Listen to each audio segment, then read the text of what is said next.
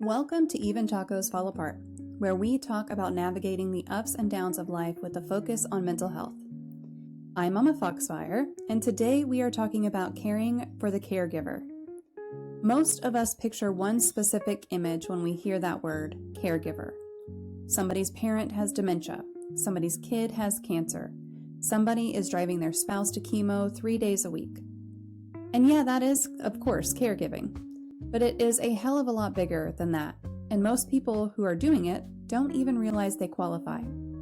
You're a caregiver if you're the one who manages your partner's mental health crisis at 2 a.m. You're a caregiver if you're the coworker everybody dumps their problems on because you're the calm one. You're a caregiver if you're the parent tiptoeing around your kid's big emotions, trying to keep the whole house from falling apart. None of that comes with a title.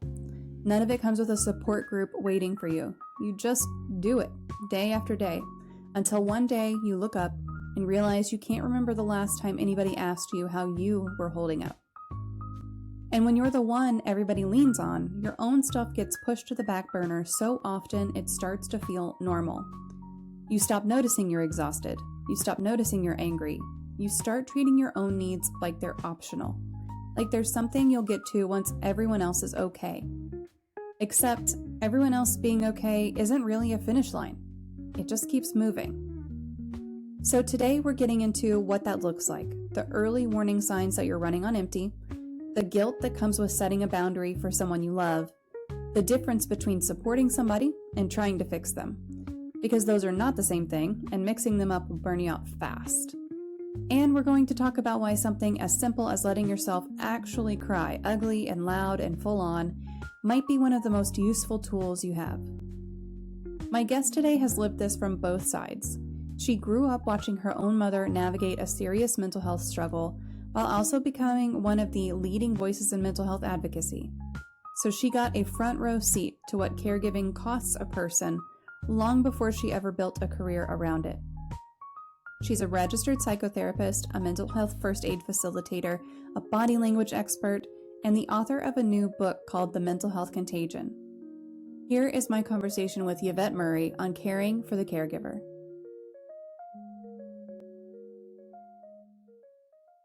Hello, everyone. Welcome to another Mental Health Monday here on Even Tacos Fall Apart. I am super excited for y'all to join me today. I am looking forward to this conversation. We're going to be talking about caring for the caregiver. And if you have any questions related to that for our conversation today, feel free to drop those into the chat. We do have a question queue open, exclamation point queue. Follow that with your question, and we'll make sure to get it addressed while we are here today. I am joined today by our guest who wears a lot of hats. She is a registered psychotherapist, mental health first aid facilitator, body language expert, keynote speaker, and now a published author. But what makes her perspective so unique is that her work is deeply, deeply personal. Yvette Murray grew up with a mother who was both a mental health nurse and advocate and someone who struggled with her own mental well-being. That experience of watching a loved one decline while also learning everything about mental health from the inside out really shaped what she does today. She's got a new book. It's called The Mental Health Contagion. I'm going to give you guys a link to that here in just a second. And that speaks directly to what happens to the caregiver when they're so focused on someone else's struggle that they forget to check in with themselves. So if you are interested in any of that, I'm going to go ahead and post a couple of links for you guys to connect with Yvette. And just thank you so much for joining us today and for spending your time here. My pleasure. Thank you for the opportunity and be able to have this conversation. I'm doing a speaker competition May 26th, and the title is The Road Less Traveled. And truthfully, there's a lot more people on this road that we give kudos to or credit to. And I think having this type of dialogue and communication really assists with that. Yeah, I love that. What's this competition you're going to? Well, it's called Speaker Slam, and it's local in Toronto. There's 10 competitors, and I wasn't going to do it because I am a competitor, and I didn't want to get distracted by me having to win versus the message going out there. But I really entered into a wonderful community that supports one another in their message to get their passion out there. So yes, very, very cool experience. I love that. That's really cool. I'm looking at the website right now. That's a neat thing, and it says it's like huge, right? That's a big deal. So, are you excited for it? Yes, and nervous. And I mean, I've nervous? been on Yes. stages all over the world, and but when that little bit of competition piece comes in, it kind of changes the dynamic for me, but in a good way, right? Because it's a motivator Yeah. to show up in the best way possible. Yeah, I gave a talk just last week at the Therapeutic and Applied Geek and Gaming Summit, and I was feeling the same right before it. I was like, I'm so excited, but also I'm pretty nervous. Yes. It went so well, and I think that those nerves, that's one thing that with public speaking, especially for me, that's one thing that I had to just be like, you know what? Treat it like it's excitement instead of nervousness, and make sure you're prepared, obviously, like Yeah. do all the things, make sure you're ready for it. And that's been, and just the trick is to Well, be like, this is I excitement. still to this day, I said to my partner, Dave, the other day, I wish I had the formula that I can sleep properly the night before.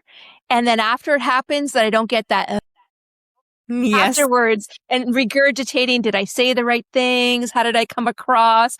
All of that stuff. And so I've just come to the acceptance piece of this is part of my routine. Yeah. I mean, listen, if you find out the key to that, please let me know what it is. That'll be another book. Perfect. Hey, perfect. Absolutely. So I would love to know, just in general, what made you become interested in the specialty and mental health and really looking into this? Well, through my own journey of lived experience and living experience, and with my mom, living with bipolar. And although, I don't like to label it because the mental illness didn't define her. She experienced it, but it didn't define who she was because she was my mom. And I Mm-hmm. didn't know any different. And what I discovered, in a way, it was really a blessing because I got the inside scoop. So she actually founded relaxation therapy in Ottawa, and she was all over the news way before we were talking about it. And I was blessed to be brought up in an environment where that was nurtured, that we had open dialogue if we were going through a challenging time. And I went through in school, I was bullied. And so my mom would be the bully advocate. She'd go in and tell the teacher, you sort out your students. But she really held me and my emotions and, very closely and very supportive at the same time. So although there were challenges growing up in that environment, I feel so blessed that it's maybe who I am today and being able to give back in the way that I give back. Yeah, I mean, I think a lot of folks, whenever they go into things like mental health, I feel like that's a very common reason is I went through this and now I want to help folks who are going through something similar. It definitely is one of those things that it could drive you away. Did you ever have a doubt in your mind that this was what you wanted to do? Or were you ever like, I never want to do this? No, it was quite the opposite. What it was for me all the years is I really hid my authentic self. And it was the moment that I was able to show up. What comes to mind is, as I was studying to be a psychotherapist, one of the biggest healings I've had to date is this. We had to go through our own therapy, our own group work. And it was that moment that I recognized pain in another. And I went, you mean it's not just me? Because when you go through a mental well-being decline, you have the internal dialogue of, I'm not good enough, there's something wrong with me, and maybe I have a character defect. So when you can see someone reflecting back to you something similar, it can be very, very healing. And at the core of me, realizing that there is another way to feel better, and educating and letting people know that it is possible. I had one participant share with me. He said, I had self-stigma around getting support. He says, I thought life just gave me lemons and I was making lemonade. And he says, I didn't realize that I didn't have to feel the way that I was feeling, that there were support systems. So I'm not saying that if you recognize it in another, it's going to cure everything. Not that you need to be cured or fixed, but it does help with that. I'm not alone. And there are other people. So it's not just me. It's very healing. Yeah. And it just connects you to the people around you, which it can definitely give you kind of that boost of, okay, there's hope. Like it's not just that it's not me. It's that there's hope on the other side of whatever I'm facing right now, whatever I'm here, whatever the reason that brought me to here right now, there's hope for the other side of it. Because look at this other person who's going through maybe not something super similar, but they're here. Well, And I they've got their own remember stuff they're going through. I talked in front of a group of kids. They were 12 to 17 at high school. And I was speaking to the group, and I spoke about my own challenges with mental health and things that I've gone through. And then there was a 13-year-old girl that came up to me at the end, and she says, "What you spoke about, I can relate to." And she says, "Thank you so much. You made a huge difference." And it's those voices, because they see somebody like me that have gone through, built my resilience muscle, have gone through what I've gone through, written a book, now speaking all over in schools, on stages, things of that nature. And it's showing that where you are in that moment doesn't mean that defines you and that you're always going to be in that moment, that there are ways to come through it. And I think where we're coming now as a community society is we're opening that dialogue. There's communication about it, more support systems, more. We're not perfect. We're not there yet. I'm not going to sit here and go, "Oh, we're like everything." No, we're working on it. But I think we're heading in the right direction with it. Yeah. Yeah. Oh, yeah. I mean, there's still plenty of work to be done. It has come ways and miles and miles and miles since even just a decade ago. It's come a long way. Do you have a true crime story that fascinates you? Well, when you first asked me that question in the notes, and I was just like, wow, I used to be the Dateline, 2020, and I was glued to every scenario. I had to eventually stop doing it because I found I was starting to get very anxious myself. Every noise, I'd be like, "Oh, what was that? Is someone trying to break into the house?" But the one that stood out for me was Jodi Arias. So, and this is actually where I met my friend and mentor, Janine Driver, because Janine Driver, she's a body language expert who I studied under. And she was on CNN, Nancy Grace, all of those things. And that's how I connected with her to study under her to become a body language expert. And that was quite the case. Very tragic, but I don't know if you're familiar with it at all. But that stands out for me, that one. Now, I remember that one was it's a female woman who's convicted, right? Like that's first of all, that's not always something that you hear about a lot. No. But yeah, that one, I don't know all the details of that one. I know it was in the U.S. I know it was a woman, and I know she was convicted. That's probably about all I remember. Pretty gory details. But it was recent. It was recent too, right? It was the last 5 years or so. Yeah. Mm-hmm. Yeah. Yeah. True crime is one of those things that it's, I also enjoy a lot of true crime stuff. I like a lot of reality TV also. Like I think that sometimes those go hand in hand. But my oldest, he's 19, and he'll come home from college and he'll put on, whatever the latest Netflix documentary is, and we'll sit there and watch it. And then we have to kind of switch over to something lighter. Like it's like, I've had enough. I need a break from this. And by the time I say I've had enough, he's like, "Oh, thank God." It is true. Like I've recognized for myself the things that used to enthrall me, I reconsider it now. I go, how's this actually going to make me feel? And so I recognize that I am impacted. It reminds me of a story I actually share in the book about, they have this in Canada and the States as well, intervention. And, the interventionist preps everybody before the person comes in and says, you have to be care of yourself too. Like this is actually impacting you too. And not just the people in the room, like the loved ones, it's also the people watching. Like don't underestimate the power of how it can impact you if you're watching these types of things. And so as much as I like to dive into it, I'm now more aware of going, is that going to really help me the way that I'm feeling right now? Am I in the best place to be able to watch this, or is it going to actually bring me down? Yeah. Yep. And there's a line between how much of this do you want to consume and learn something from versus how much of it is now I'm not learning, now I'm just binge watching. That's right. Yeah. And that's okay in the right, it's like all moderation, right? I call it the no-brainer TV. Hey, I'm all for that. But if you find that you're finding yourself in that, you're diving deep and it's like one more episode, and you're like, I got to get up early, to be mindful of that. Yeah, for sure. So take us back to growing up with your mom. What was it like for you? You watched her navigate this advocacy work, which now you do something similar, not exactly the same, but then also her own mental health struggles. So what was that like for you? It was challenging at times, because I wanted to take care of my mother. Yeah. it reminds me of a story. I'm hiding in the closet and I hear the pitter patter of my dad's feet go out the door. I'm about 8 years old at this point. And I come out of the closet. Okay, I'm safe to come out. And I go straight to my mom's room. And she had come in and out of hospital wanting to die by suicide, several suicide attempts. And that little 8-year-old girl wanted to save my mom and felt that if I stayed home from school, that I would protect her from herself. And that theme sort of went through my entire life with my mom. We were incredible mother-daughter. She was my cheerleader, incredible. I'm so blessed to have my mom as my mom, but it did come with challenges, and it helped me grow in ways that here I am today, being able to share those experiences and help. My mom was very much that way as well. She was always, as much as she had her own challenges with her mental health, she was always the life of the party, very giving, very loving, very understanding.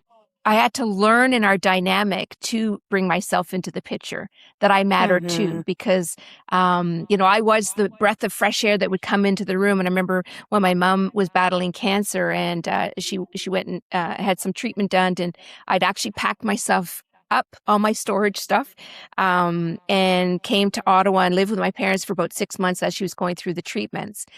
And I remember her saying to me, a few years later, "You saved my life." And I'm like, no, I didn't save your life. But my mom really felt that I did. And that dynamic carried through literally right up to her dying day when she died of cancer. And I know I'm going a bit deep, but she died of cancer. And it was, the irony of, and the recognition of, here's a woman who wanted to die by suicide. And by the time she was on her deathbed, she woke up saying, "Am I dying? Am I dying?" And, in good old Yvette fashion, trying to make things lighter. I'm like, "Well, you're not dying right now." But I said, "Yes, mom, you are dying." She goes, "I don't want to die. I don't want to die." And, coming back to that 8-year-old girl, that I can't stop my mom from dying. I can't save my mom. So there was huge growth in me to recognize all along the way that I was the breath of fresh air and the sunshine for my mom. And sometimes I stepped aside my own feelings during that period because, and that's one thing I like to tell people as well, or just let them know of that. You matter too. And sometimes when we focus on the person that's going through the mental well-being decline, it can directly impact those around them. For example, if you have a sibling, not sibling, offspring that's going through maybe a substance use problem, and all the focus is on that person. Well, what about Johnny over here who's getting A's in school and comes home is all excited. "Oh, look, I got my A. But I studied so hard to do." But the focus is over here. And it's like, "Oh, that's good. That's good. But anyways, let's focus over here." And so we have to be mindful that we're all in this and we're all impacted, not just the person that's going through the mental well-being decline. It's literally a ripple effect, a contagion. Yeah. You talked about being that 8-year-old girl and being like, "I want to save my mom." And then as an adult, you moved back in with your parents too. At what point, you mentioned that, you were like, "Oh, I need help too." At what point did you realize that though? At what point did you say, "I need support, not just I need to provide support"? Yeah, there's actually talk about this in my book too, and it was one of the hardest chapters to write about it. It's all about boundaries, healthy boundaries. And I realized where my mom was in her symptoms, and I was on the receiving end of it. And to this day, I can't even remember why or what or the subject or whatever it was, but I remember thinking, I can't stay in this anymore. Like my own mental health was at risk. Yeah. Not even at risk. My own, I was probably diving right in there too. And I had to leave the situation. And we actually didn't speak for 3 years. I removed myself completely. And I look back now, and as much as, yes, I missed 3 years with my mom, but I believe that period of time for my mom to heal, for me to heal, we were able to come back and have such a much stronger relationship. It was already strong before, but it took it to a whole other level. And I'm not going to sit here and say to everybody, leave, take your ball and go home. You're going to know for yourself if that's something that's appropriate. And you can do it in smaller steps or bigger steps, however way that, because I know it's big in the news today about leaving your parents and things of that nature. So I'm not going to speak to that, but I will acknowledge that if your psychological safety is at risk, we need to pay attention to that. Yeah, yeah. I definitely want to get into boundaries, but before we get there, you mentioned the word contagion, and you've got that word in your book title as well, and that it's a very powerful word to say contagion. So what does that mean in the context of mental health, and what does that mean in the context of caregiving? Yeah, well, just like we all have physical health, we all have mental health. So no one is exempt from experiencing a mental health problem, crisis, or a disorder. And even though mental health isn't transmitted just like a virus, we're really still susceptible to feelings and effects from someone else, as I've mentioned. Mhm. So someone, for example, can have an anxiety disorder and it can create anxiety in others around them, or their symptom can affect us and put your own mental health at risk. So the risk is higher without the proper support tools and preventative measures as well. And I think stigma also surrounding mental health issues contributes to the contagion, as well as a lack of self-care among caregivers. I recently came back from a trip to the United Kingdom to visit my mother's sister, who's now 95 years old. And she shared with me that Wow. mental health back then was a dirty word, right? And it wasn't Yeah. spoken about when she was growing up at all. You wouldn't talk about it. And she said, your mother should have gotten help for her mental illness when signs of it showed up in her youth. And she said, instead of actual help, when they discovered my mother on the stairs, almost catatonic and emotional distress, her father, so be my grandmother, asked my aunt to go make Margaret smile. And so it was the belief of, okay, you're having this, so go make her laugh and things of that nature so she'll smile, Yeah. but not recognizing it's a lot deeper than that. Mm-hmm. Yeah. Yeah. I mean, we mentioned at the very beginning, right? We've come a long way. There's still plenty of work to do, but we have come a long way. I think it's really, of course, way easier to look back at someone's life and be like, oh, here's where you should have gotten support. And maybe even for your own self, here's where I should have gotten support originally. Or I know for myself, that's definitely true. Oh, I should have done this, right? Yeah. But back We're now, always saying that. I back now and I go, now knowing what I know, I'm like, oh, no wonder I acted that way, or no wonder I responded Yes. that way, right? It's like, that makes sense. And there's sort of a forgiveness in that too, an acceptance Mhm. piece, and not blaming that maybe you didn't show up in your best self in that moment. Well, no wonder all these other things were happening around you at the same time, right? Yeah.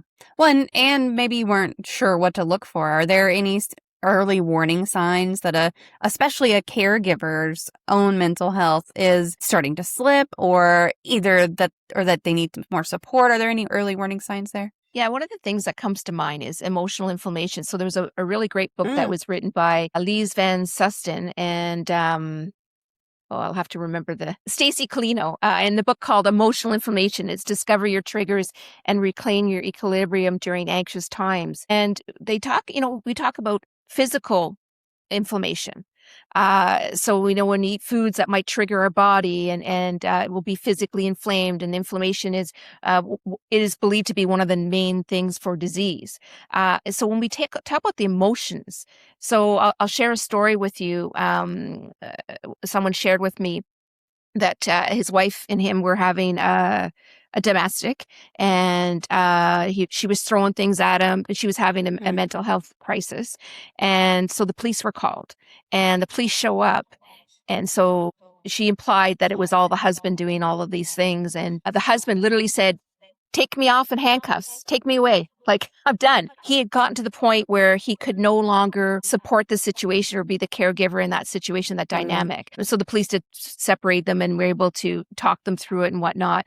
But, being lethargic, easily irritable, feeling like walking on eggshells, having negative thoughts, maybe even, just feeling overwhelmed that I just can't handle anything right now.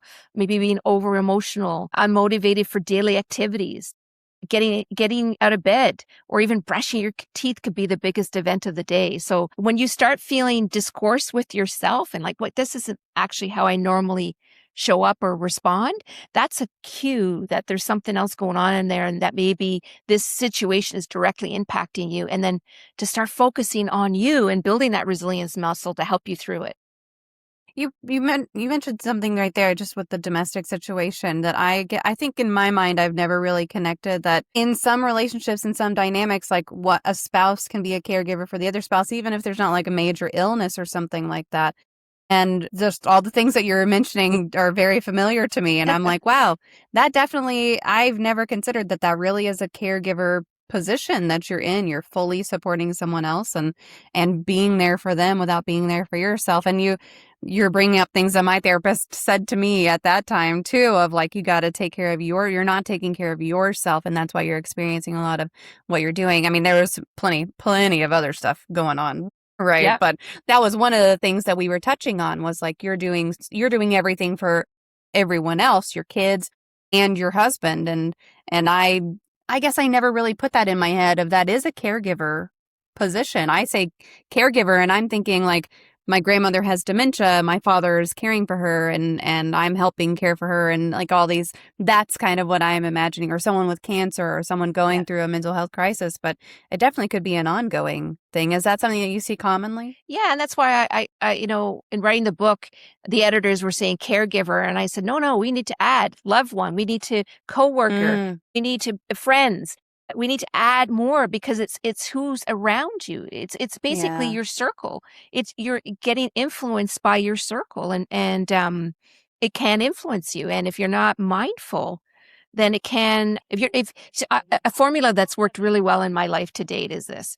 And the book is sort of framed around it as well. In order for us to change anything in our life, we need to be aware of it and accept it and acknowledge it. Now, accepting it doesn't mean that we like it. Yeah. No, but I think it's important that in order for us to change anything, we need to have that acceptance piece, and choose another action equals change.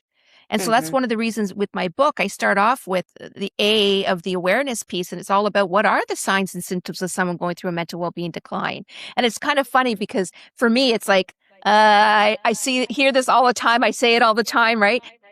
And I'm thinking, to me, it's kind of boring at this point. But a lot of people are so appreciative of having that chapter, because things that I assume people know, they don't, because I've been around it basically all my life. So to me, it's just a given. But for some people, this is a brand new experience of like, oh, I didn't think of it that way. Oh, I didn't realize that.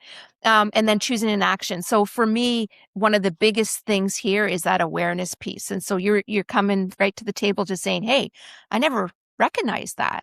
And so now that you're aware with it, it's okay, the choice is what other actions can I choose? Instead of reacting or acting in this way, maybe there's another avenue I can take that will have that change. Yeah. Very, very much the like naming it and claiming it. And claiming it doesn't mean that you're gonna stay in it, but claiming it just means like, yeah, this is real and this is happening. And this is the situation that I'm in. That's right. And pick your battles, right? So, yes, once we become aware of stuff, so we don't want to go around saying like every single thing's got to be fixed in this moment. No, maybe even just sitting with the awareness. Is this something that is part of boundaries? Is this something that I'm willing to accept and be in the midst of? Or does this have to change? And so sometimes, you look at the bigger picture and you go, well, right now we'll leave this one over here because we need to focus on this one over here. Yeah. And so we're going to come back to boundaries, right? Okay. I definitely want to come back to that. So how can someone set boundaries without feeling like they're abandoning the person that they love or the person that they're caring for? I wish I could give you the answer to that, a perfect answer. I was hoping. But I will share some inspiration towards that. It's really how you navigate it in your own mind and how you see the situation and look at it. So there's two scenarios that come to mind. One is it's a fabulous movie called 4 Good Days, and it's with Mila Kunis and Glenn Close. And it's one of the scenes that is just heart-wrenching, but Mila Kunis has got a substance use disorder, and she shows up at the door and looking for the mom, Glenn Close, to assist her and help her. And the mom had to put a boundary down. No, I told you, if you're using, you can't come in here. And so fast forward, you see her, the daughter out on the stoop. For 4 days, she stayed out there. And you see Glenn Close looking out the window, and it's just heart-wrenching. And Glenn Close is doing her own, drinking wine to numb the pain of what this experience is. It's heart-wrenching. And it's beautiful, beautiful story. and it's based on a true story. Today, the daughter is actually in recovery, and the mother stood by her the entire way, even though it was hard. But she still stood by that boundary of no, if you're using, you cannot come into this home. And you see the whole story. It's quite a beautiful story and heart-wrenching, and that's the truth. It's not an add water and stir. It's not, okay, listen to Yvette on the podcast and next thing you know, everything's going to be, no. The part is to be realistic about it. Another story that I think is very powerful, and I've always asked permission to share this, but we have Charles and Jerry, and Charles, newly married, kid on the way. The mother, his mother had just died, and Jerry and they were brothers, and so he let Jerry stay in the basement of the house and to help himself get back on his feet and get sorted. And this went on for years. And so as new life has started for Charles, and he's recognizing that this is not helpful because Jerry is, in the basement, gaming, not getting a job, hygiene was starting to go down, and it was impacting Charles and his family. So he had to make the tough decision and feeling so guilty because he was the only one left. All the rest of the family members were gone. So it was just him and his brother. And how could I possibly, kick my brother out? And so I had a conversation with him, and he ended up sitting down with his brother and speaking to how he was feeling. And, they made a date, and he agreed. Jerry agreed. They made a date to when he was moved out 6 months down the road or whatnot. And so now, instead of Charles enabling Jerry, he's able to support Jerry in a healthy way with his life outside of the home. So that if Charles kept Jerry there, they both would have gone down. And the feelings of resentment that Charles was having towards his brother wasn't helpful for either one of them either. And so this way he's able to show up. There's a saying that, if feel guilt versus resentment, and, guilt is a better, if you were to say better emotion than resentment. Resentment is soul killing. Right? Whereas guilt, and a lot of people get confused with this too. Guilt is when you think you've done something wrong, and shame is when you feel there's something wrong with you. Yeah. And I think it's really important to distinguish between the two, that, you can feel guilty about something, but it doesn't mean that you have to internalize it and then not live your life because of that guilt. Right. Yeah, I think that it's a great distinction. It's hard to remember in the moment, though, sometimes. And I think that those probably can go hand in hand also. You can feel some guilt, and you can feel some shame about a lot of things. Yeah. So when you say about how do you do it, those feelings and emotions are going to come up. When you're navigating your own loved one's mental well-being decline, there's going to be anger in there. There's going to be a shame, maybe blame them, blame yourself. There's going to be trying to control the situation. And there's actually more control in more power in letting go of that control too. But acknowledging that there are going to be emotions, and that's okay. Let those emotions come up. You're allowed to be angry at your loved one in this situation, because it's really the symptoms. It's not your loved one you're actually mad at. It's the symptom of what they're going through. And I think that also helps distinguish between the two. And also the belief that doesn't mean they're always going to be this way either. Yeah. So we've talked about boundaries in a big way, right? Yeah. Not talking to someone for 3 years, kicking someone out of your house to support them in another way, not letting them in your house if they're going through these. Are there some smaller boundaries that are usually effective, or are they always these big, obvious ones? No, it could be simple boundaries. Well, simple for some, maybe not for others. Communicating. Sure. If you're not coming home, let me know. Not communicate. So it depends on yourself on what level of communication. Maybe in your household, no use in the house. That could be a boundary. It could be no borrowing money, or it could be, you pay your way. If you're capable of paying your way, you pay your way. So it depends on the individual and what they're accepting or not accepting in the boundary. Yeah. Is there a simple daily or even just weekly check-in that somebody could do with themselves to try and catch that burnout before it becomes a real crisis for them?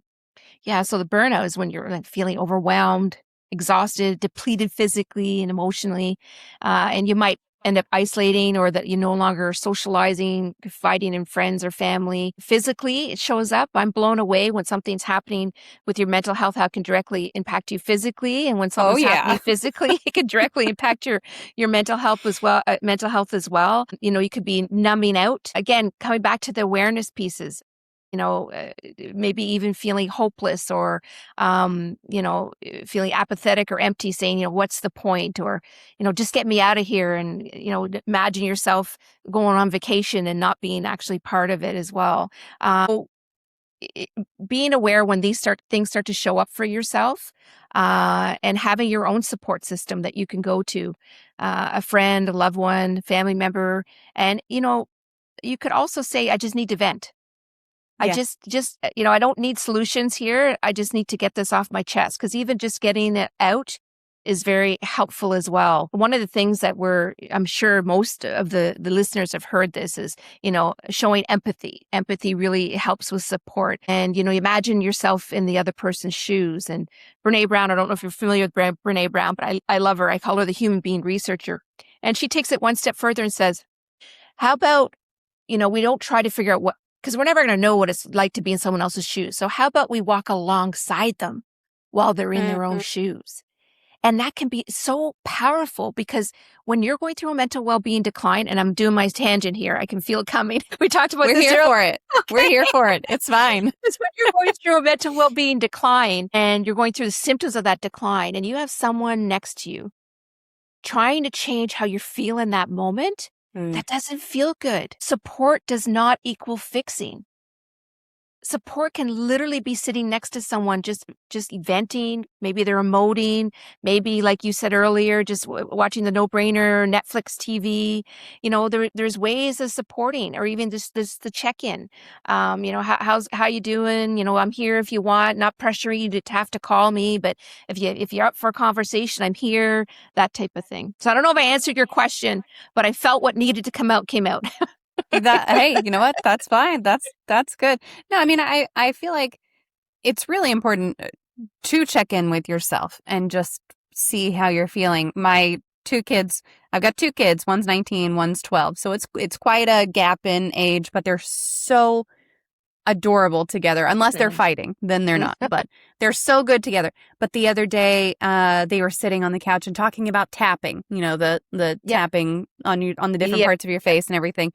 And they were talking about it, and they were trying to figure something out. And I was like, well, you got to check in with yourself before you do it, and then do it, and then check in with yourself after you do it. And they were like, oh, that makes sense. And I'm like, yeah, and that makes sense to them, because we've talked about checking in with yourself. Like, especially with my 12-year-old, he's experiencing some emotions.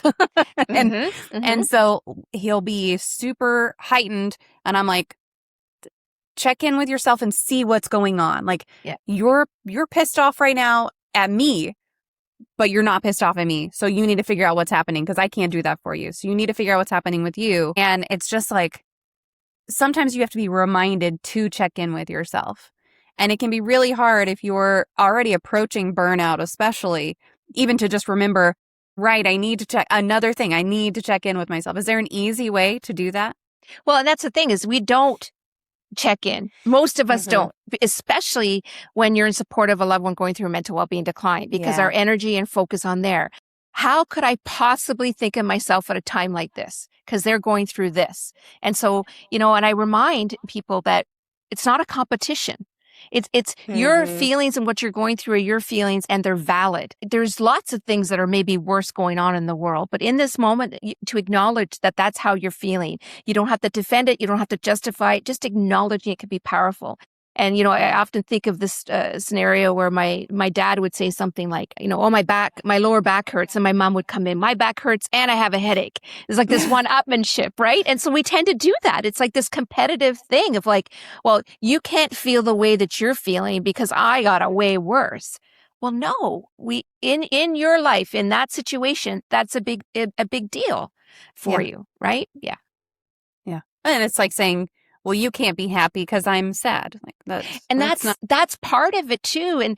And this is one of my biggest lessons is being able to fully be in a good place in my life while other people are struggling, and giving myself permission to be there and enjoy it, and allow myself the kudos that go with it, or the excitement that go with it. Because what we tend to do is like, well, it's not that big of a deal because this is happening over here. And I say, I'm bringing them out. I can't help it. I can't help it. They're here. I'm bringing them out. We need to cheer ourselves on throughout it all, right? We need to acknowledge when life is good, because when life isn't good, we're pushing also the joy and the fun down as well, right? Yeah. Just quick story about this. They're actually hula skirts with I love that. I the see wide it. ties. And so what I would do virtually during COVID, we talk a lot about self-care in our mental health first aid program. And I would cheer like this, the virtual cheer. So I always said, I got to get myself some pom-poms. So fast forward, I'm in Halifax doing a conference of a couple hundred, and two ladies that I did this with, like the whole, I'm like, yay, self-care. And two of the ladies snuck out to the dollar store and they went and bought these hula skirts and made me my pom-poms, on brand, because my mental health trainer logo is these colors. But I don't know if that was on purpose, but I'm like, so whenever I get inspired to bring it out, and it usually it brings a smile to their face as well. Yes. But we need, let's go start blowing some bubbles out there with my nephew and nieces. It was more about me blowing bubbles than them, Yes. Let's go back to doing some of the things, even if we don't feel like doing them. Right. I think it's important to bring the little pieces of joy in there. Yeah. If someone has gotten fully to caregiver burnout, what does recovering from that look like? Is it just, I just need a rest? Is there a process to actually recover from caregiver burnout? Yeah, it's universal for sure. And self-care really can be instrumental in warding off burnout and maintaining or improving your mental health. So it's really a must for self-preservation, regardless of the challenges that we face. And it's also a workout, right? We're building our resilience constantly. So how I manage things now is very different than back then, because I've got my toolbox and my resilience. And so it's a process. And again, speaking to the 4 A's, awareness, acknowledgement, choosing another action equals change. And being aware how you're feeling, that you matter, you're part of this picture, and what do you need to do for yourself to be able to show up in the capacity to be there for others in a healthy way and for yourself. Yeah. Yeah. Is that different for each person, or are there some things that are like, this will always help? If you do this one thing, this will always help.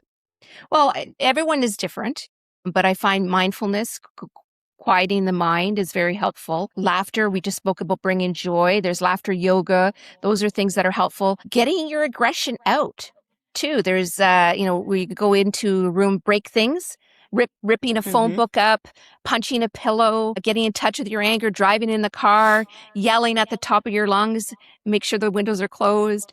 These are things that can help build your resilience muscle. Focusing on managing expectations for yourself and for others as well is really key. And do your best not to try control the situation. Mm-hmm.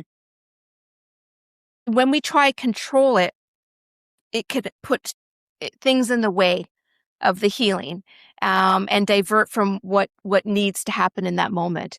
I had a sort of an analytical, hypothetical view of burnout in real time. I went out to shovel the snow, and I didn't bring my keys with me, and went through the garage. I thought it was just gonna be a quick, a couple shovels and I'll be done. And I didn't have socks on. I only had put my feet right in the boots. And then I was out there for about half an hour. And I realized, it's getting cold. I'm going to go back in. Well, wouldn't you know, my garage door opener wouldn't open the door. And so I am literally outside, and I don't have my resources. I don't have keys to get back in. I didn't have my socks and things of that nature. And so burnout can be like that. It can sneak up on you. You think, go do about my thing. And all of a sudden you're like, I have no resources. I'm depleted. Right. And I had to go to my neighbor begrudgingly because I was very embarrassed by it. And he happened to have a battery that could hook up to the car, the garage door. So my point to this is, is being aware, being prepared, having your own toolbox, your own self-care things that you know make you tick. So for me, quiet, isolation, going for walks in nature, looking out at the skippies and the chippies. I'm quite often staring out at the window, just kind of calming things for myself. Those are all things, those are my toolboxes. Calling a friend, calling my dad. These are all things that support my own mental health. Yeah. And we've talked about this before, but also making sure you know what the best tools are for you before you get to where you need them. Like on a good day, sit down and make your list of, here's the things that I really think would help me whenever I'm having a bad day, or whenever I'm facing burnout, or whenever I'm having a depressive episode, or whatever it is. If I'm really anxious, like write down all those things that are options for you. And then you've already done it for your future. Your future self can thank you later. Yeah, like notice, oh, there's that feeling again. Okay, when I'm feeling this way, what's the thing that I need to go to and do? And it just, for me, it's a recalibration. It's just the not isolation to the point where I don't engage. It's more, I just need some quiet time. I just need to be able to come inward again, check in with how I'm doing and what do I need to support that. Yeah, absolutely. Is there a particular story from your book or a tool that you mention in your book that you feel is maybe the most important one for caregivers to hear? Obviously, we want them to go read the whole book, but I think, bringing yourself into the picture, you matter too, is a big tool. And emotions, allowing the emotions to flow. I'm a firm believer in, if you feel tears come up, what do we end up doing? Kind of push them down. And it's actually proven that when you cry, it releases what they call feel-good endorphins that release both, assist with both physical pain and emotional pain as well. And I have a visual of a beach ball. Have you ever tried push a beach ball underwater? Push, it gets really hard. And then what happens when you let it go? Poof, it comes up tenfold, right? Comes out in anger if you don't do the emotions, aggression, displacement. So I'm a firm believer in being in tune with those emotions, allowing them a safe place to express those emotions. Give yourself permission to cry. There's nothing, I think 20 minutes is the latest stats of, a real good cry. And if you find you're crying more and more than usual, seek support for that. But there's nothing like, I call it a good snot cry, where your eyes are like frogs the next morning. And they're the most cathartic cries. And they can really clear away some of that emotional debris at the same time. Yeah. So that is my go-to favorite life hack and tool. Yeah. So you teach mental health first aid. How does that training apply to someone who's helping a family member versus, I know the mental health first aid, when you go to all these classes, they're very focused on, the folks who are around you as far as colleagues or peers and that kind of thing. So is there a difference between applying what mental health first aid talks about to a family member versus a work colleague or something like that? Well, we are all human, and mental health first aid teaches us to listen, to validate, and guide them to the best support. So empathy is really, really key here. And so when we get out of the way of trying to fix it, person in front of you, no matter whether they work, you're a colleague of yours, a loved one of yours, the essence of how we would support them would be the same. Yeah. And you want to be mindful of creating a safe space for them to have that kind of conversation with you as well. Yeah. And I think we really need to let go of our preconceived notions of what that looks like or sounds like, and the timing. For example, so you might come up and say, oh, I've noticed that, and I'm here to support you. Is there anything I can support you with? And they go, oh, no, I'm good. Thanks. And they go away. And maybe they come back in a couple of days and go, you know what, Yvette, I thought about what you were asking. And yeah, I would like some support, because maybe that was the first time anyone noticed them in their pain. Maybe they didn't even notice for themselves what they were going through. And so sometimes we can be very much like, no, I'm good. But trust that, building that support and that trust with them will let them know that you're a safe person to come and connect with when the timing is there for them, unless, of course, they're at a risk of harming themselves, and that's a whole other conversation. Yeah. Do you find that it's easier or harder to do that with a family member versus a colleague? Like sometimes you can give a lending ear to someone that you don't know super well better than you can someone who you grew up with or For sure, because if you know them, what do we tend to do? I've got just the toolbox for you to fix you, right? And Yep. sometimes what they're going through, the symptoms they're going through can directly impact you. And so sometimes Mhm. you might not be that person to lend the ear to, but find someone Yeah. else who can, that can still be providing mental health first aid. And yeah, again, the person's symptoms might directly impact you. So we need to be mindful. What do I need to do to be in self care for myself before I enter that kind of conversation? And am I the person to do Yeah. that? And if I'm maybe not the best person to do that, then find someone else who can. Yeah. And I think that can be part of getting your loved one help is identifying I'm not the best person for this. It's Yeah, not me. It's not me yeah. today. Yeah. And another an example would be, and I often talk about this when we talk about physical first aid. So our goal as a physical first aid is we go out and you see someone that had a car accident and their leg is gushing blood. So you come up and you Mhm. do a tourniquet and you tighten it and you stop the bleeding. Well, we don't expect you now to take them to the surgery and then start doing the needling and Yeah. sewing them up, right? And so with mental health first aid, it's really that initial touch base of someone that's experiencing a decline in their mental well-being and intervening early and getting them the support that's going to be helpful for their journey along the way. It's not our wheelhouse. We're not the professionals. We're not the doctors. We're not the psychiatrists, the psychologists. We're another fellow human being saying, hey, I notice and I care and I'm here to help and support you. Yeah. Also in your bio, you're a certified body language instructor, which I find fascinating. Does that training ever come into play whenever you're working with people around mental health? It does and it doesn't. And I think it's good to know body language, but I think it's also important to ask the person what that means for them. So, for example, universally, if you cross your arms, right, that gives an indication that maybe you're shutting down, you're not interested, you're stonewalling. But what if this is comfortable for the person? Mhm. What if they're giving themselves a bit of a hug? What if they're cold? Right? So when you see a change in dynamic, don't make things mean things. I have another example. My partner, Dave, he'd go around, he knows I talk about it all the time. He'd go around and he'd say things like, my nickname for him is Freddie. Freddie, do it all. Freddie, do it all. And for whatever reason, it would just irritate me. I'm thinking like, he doesn't do everything. So he's going, Freddie, do it all. In my mind, I took it as you saying he does everything. And so one time I said to him, I go, I don't know why this is bugging me so much. I said, well, when you say Freddie, do it all, like, what do you mean by that? He goes, oh, I'm like the jack of all trades. I can do many things. And so here I have my own meaning and dialogue of what that means. And he has something completely different. And so Yeah. people have turn of phrases that might be different. They have maybe inside jokes that are really funny, but maybe they come across as hurtful for someone because we Mhm. don't understand what that means for them. So I think it's really important when it comes to body language and you see something different in someone to ask them what that means for them and universally be mindful as a person being supportive and listening to not do this because it Yeah. does give the impression that you're shutting down. But the other thing is to be mindful of fidgeting or, clicking a pen. And so, but here's an example. Some people are comforted by doing that, by fidgeting. So, I'm playing with my necklace this well, there you whole go. time, but I got, I'm doing it down here.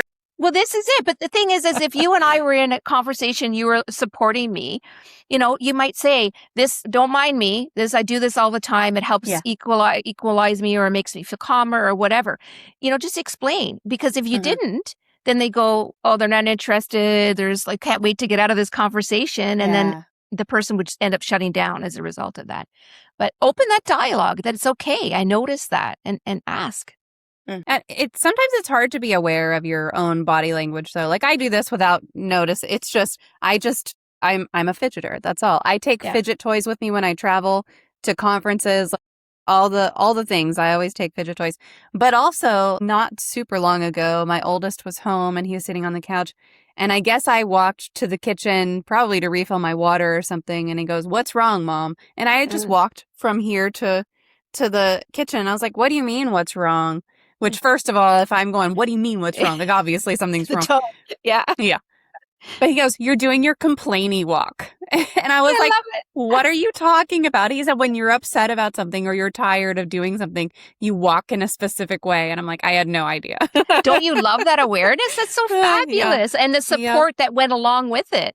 Yeah. For me, Dave knows right away, like I play with my nails, and that comes from when I used to bite them as a young person, but I pick at them and he'll go, what's bugging you? Like right away. And I didn't even know I was doing this. And right away I'm like, oh, because I'm contemplating this, or I'm starting to do the downward spiral, right? I've got something here, and then I keep going and making it worse. So yeah, you're all being mindful. Or even my friends often say, "Oh, Yvette, we'd love to play poker with you because you have everything written on your face." And it's true. Like, if I'm mad, it's like, uh-oh, or if, I'm being cheeky about something. And yeah, so I have a very descriptive. So when you're supporting someone going through a mental well-being decline, be mindful of, your facial expressions too, because you don't want to be like in pain listening to them. Right. Yeah. Yeah. Now, I know you've also worked across a range of industries, government, retail, Starbucks, and in different ways, those can have different types of burnout. Is the burnout pattern across industries, is it different, or is that pretty universal? It's pretty universal, and it's based on how the person ticks too, how they manage themselves in given situations. But having said that, there are industries that are higher risk, and that would be like caregiving, frontline workers. These are all high stress. And what I love, what a lot of workplaces are doing now in the requirement for jobs, is they put in the psychological demands.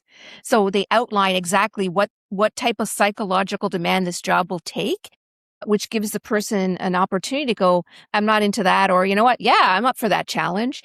So I think that's helpful as well. Yeah, yeah. So Bite Mark couldn't be here tonight, but she did send a question ahead of time. She would like to know, what is your favorite poem? Yeah. My latest favorite poem, because it happens to be in my book on page 87, is called Will You Hold My Hand? And it's by Zoe Johansson. And I asked her if I could put it in my book because it basically, the theme of, don't try to fix me. Can you sit beside me as I go through this? And it's very, very powerful. And I think if we could, release that fix it mode from us. One person said to me, she was sort of beating herself up with the fact, oh, I wish I didn't have to think about fixing people. Like, I wish I could just let that go. And I'm like, well, hang on a second. Let's embrace that. And let's love the fact that you have that desire to try to make someone feel better or to fix them. But it's how we navigate that desire is the key, right? It's how do we manage that? Because we aren't able to fix anybody. Yeah. We're not. And so recognizing that, acknowledging that, and how do we show up for that individual and put that fix it desire at bay, but come with the essence of wanting to help them. Yeah. Boy, I would love to just be able to fix everything for everyone.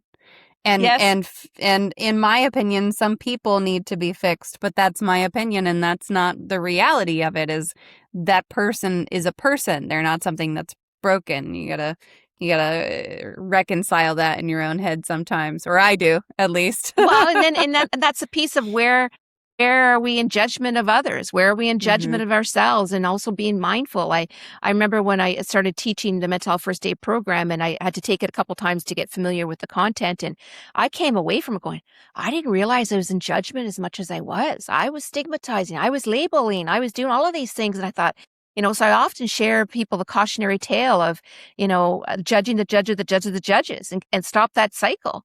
Because what did I start doing? When I started seeing myself in judgment, I started judging myself for being in judgment. And then I judged others for being in judgment. So we have the opportunity to go, yeah, that's judgment, and not beat ourselves up.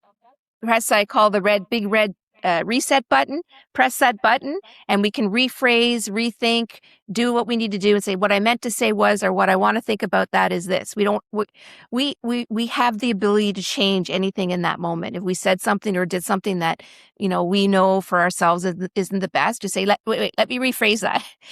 We can do that at any time. Boy, if more people would say what I meant to say was, that would heal a lot of things. For sure, for sure. Well, we are coming up on our last couple of questions. So anyone who's here live, if you have any questions, make sure that you pop them into the chat and we'll make sure to address them. And then what is your favorite life hack? Giving myself the opportunity to have a good cry. Yeah. And not stopping it, that just giving myself permission to do it and acknowledging my emotions, not pushing them aside, that I am worthy, I matter too. And when I'm in care of myself, I can show up stronger and healthier for others. But I also will share that you, me, we're all worthy of self-care just for the fact that we're human. So if you are able to be a support of another because you're in self-care, yay, awesome, let's celebrate that. But you don't have to defend it, and you don't have to be in self-care because you're going to help other people. You are worthy of self-care just for you. Yeah. Yeah. The crying part makes me think of something that happened with my 12-year-old, but we have tissues all over the house. I'm a crier. I cry at every little thing. It's fine. I just grab a tissue and move on, and it's fine. And my kids will go, "What is it? Did you see a cute duck?" I'm like, yes, I did. In fact, kids I know did. you. Thank you very much. I did see a cute duck, and now I'm crying. My 12-year-old surprised me at the end of 5th grade because he was saying goodbye to his 5th grade teacher, and he got emotional and he cried a little bit. And then I watched him pull himself together. And then we got back out to the car and he said, "Mom, I'm not done crying." And I was like, "Go for it." And he cried the whole way home. And then we got home and I was like, "Are you good?" He was like, "I need a hug." Okay, now I'm good. Oh, And it was great. That. I was just like, it's beautiful. And I wish that I had had that level of awareness for most of my life. Mm-hmm. Yeah. And now you can knowing what you know, you can give yourself permission to do that. Yeah, absolutely. Now, you brought out props earlier. I'm going to grab my prop because I didn't realize it was my kids clearly have been playing in my office because it's over here. Okay. If you had a magic wand, this is my prop that Bite Mark actually sent to me. So we have the magic moment at the end of every stream, and she sent me this magic wand that lights up and everything. If you could wave a magic wand and eliminate one common opinion or misconception surrounding mental health, what would it be? That stigma around mental health and the belief that we need fixing. Yeah. Yep. That's a good one. That's a big one for sure. Well, I'm going to post your links one more time for everyone. I've got your website, Facebook, YouTube, Instagram, LinkedIn, and a link directly to your book. So folks who are here, if you click through any of these, make sure that you engage with the content. Make sure you like something. Make sure you repost something. Make sure you comment on something, and that'll get Yvette into your feed a little bit better. Yeah. So make sure you do all those things. I'm going to post this one more time. And then while I'm doing that, Yvette, I'm just going to give you the floor and let you talk about anything we didn't get to talk about or anything you got coming up. Well, I do have that speaker slam, and I'm thinking about props that I should bring my cheerleader pom-poms and the beach ball with me too. But yes, be gentle with yourself. Supporting someone going through a well-being decline and talking about mental health, even just listening to this podcast might bring up stuff for you in your own life. Mm-hmm. And to be mindful and gentle with yourself around that. And if you need support or you feel you just need someone to reach out to, do that, that you are worthy of that support as well. You give support to others, you're worthy of support as well. Yeah, I love that. Well, this has been such a great conversation. And I think talking about giving caregivers the permission to matter too is just so important. You really can't pour from an empty cup. That's one of my favorite things is like you really can't pour from an empty cup. You have to fill up your own cup first. And you certainly can't show up for someone if you're quietly falling apart yourself. So thank you for being here with us today to talk through this. And folks, if anything that we talked about tonight resonated with you, go pick up Yvette's book, The Mental Health Contagion, and also follow her, all those things that we just talked about. You can find the links in the chat right now. If you're listening in the future, the links are in the show notes. And then if you are in a caregiving season right now, I hope that you got something from this episode and from this conversation. Yvette, thank you so much just for being here and for the work you're doing. We're all better for it. So thank you for taking the time. Thank you. Thanks for opening up the dialogue. I appreciate it. Thanks so much. Absolutely. Folks who are here, stick around. I'm going to give you a puzzle to work on, and then I will be right back. Let me disconnect with Yvette, and I'll see you in just a minute. That was my conversation with Yvette Murray. I hope that conversation hit for you the way it did for me. So many of us are out here taking care of everybody else, and it never even occurs to us to call it what it is. We just think we're being a good partner, a good employee, a good parent, a good kid. Nobody hands you a manual and says, hey, by the way, you're a caregiver now. Better start paying attention to your own tank. You just keep going until your body or your mood or your patience starts telling you something's wrong. Setting a boundary doesn't mean you stopped loving somebody. It means you're being honest about what you can actually carry. And when you feel that guilt you feel when you finally do it, you didn't do something wrong. That's what change feels like when you're not used to putting yourself in the equation. I can't stop thinking about the way we treat crying like it's a malfunction, like we need to apologize for it or explain it away.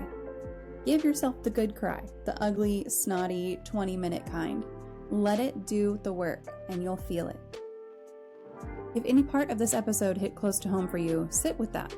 You don't have to fix it today. You don't even have to do anything with it today. Just recognize it, notice it. Before you go, do me a favor and hit that follow or subscribe button wherever you're listening right now so you don't miss next week. If this episode gave you something, leave a review, leave a comment, even a short one. Those kinds of things help the show reach the next person who needs to hear it. And honestly, it helps me keep doing this. And if you know somebody who's in a caregiving season right now, whether they'd call it that or not, send them this one. As you head into the rest of your day, keep in mind that falling apart doesn't mean you've failed. It means you're human. And just like tacos, you're still full of good things, even if you're a little messy around the edges. Thanks for hanging out with me today. I will catch you in the next episode.